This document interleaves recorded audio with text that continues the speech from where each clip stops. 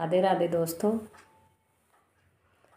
मेरी सखी ने अमर सुहाग की कहानी के लिए मुझे कहा है, इसलिए मैं आज अमर सुहाग की कहानी सुनाती हूँ।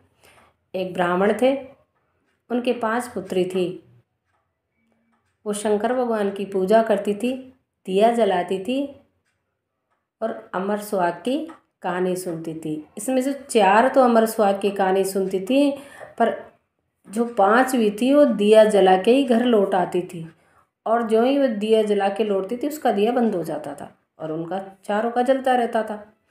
एक दिन उसने अपनी माँ को बताया कि माँ, हम 5 दिया जलाते हैं, इन 4 बहनों का तो दिया जलता है पर मेरा दिया बंद हो जाता है। कि बेटा तू घी ज़्यादा डाला कर उसमें, तू घी नहीं डालती होगी। माँ ने उसकी बात को अनसुनी कर दी। कुछ दिनों बाद 5 बहन सयानी हो गई, बड़ी हो गई, उनकी शादी कर दी। 4 बहनों के घर में अन्न धन की कोई कमी नहीं थी, पर जो 5वीं थी जिसका दिया बंद हो जाता था उसके घर में बड़ी गरीबी का निवास था। उसका पति रोज़ लकड़ी काट कर जंगल के लाता था, बेचता था और उसी से घर का खर्च चलता था। एक दिन उसके पति की तबीयत खराब हो गई और वो थोड़ी सी लकड़ी लेके घर आ गया। उसने कहा कि आज आप इतनी सी लकड़ी क्यों लाए हो? कि मेरी तबीयत खराब हो गई। उसने कहा ठीक है, कोई बात नहीं। दूसरे दिन जब वो जंगल जाने लगा तो उसके साथ चली गई। थोड़ी सी देर लकड़ी काटी और पति बेहोश होके गिर गया और थोड़ी देर में ही उसके प्राण पखेरु उड़ गए। वो बड़े ज़ोर ज़ोर से उसे रोने लगी, चिल्लाने लगी, उसको उठाने लगी, पर वो उठाई नहीं और उसको वो गोद में उसका सिर रखकर बैठ गई और रोने लगी ज़ोर ज़ोर से। उधर से शंकर भगवान पार्वती जी निकल रहे थे। पार्वती जी ने कहा, महाराज कोई दुखिया रो रहा है, उधर चलो। कि हे पार्वती, ये सृष्टि है, यहाँ दुखिया रोता है, सुखिया हंसता है, ये तो सृष्टि का विधान है। कि नहीं नहीं महाराज, मैं नहीं चलूँगी आगे, आप चलो, चल कर देखो कौन रो रहा है। आकर देखा तो रो रही थी। तो उससे पूछा तो उसने सब हाल कह सुनाया। तो भगवान ने कहा, तुम वही लड़की हो ना जिसका दिया बंद हो जाता था? कि हाँ भगवान, मैं वही लड़की हूँ। कि तेरी 4 बहनें तो सुहाग की कहानी सुन के फिर आती थी और तू दिया जलाया और घर को रवाना हो जाती थी और तेरा दिया बंद हो जाता था, इसलिए तेरे पति की आज मृत्यु हो गई।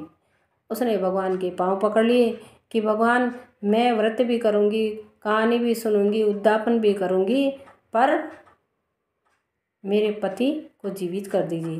भगवान ने अमृत के छींटे दिए, वो उठ बैठा हो गया। बोले बड़ी नींद आई।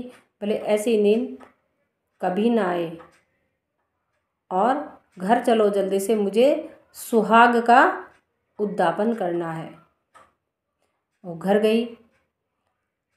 घर जाके उसने 5 कटोरी मंगाई।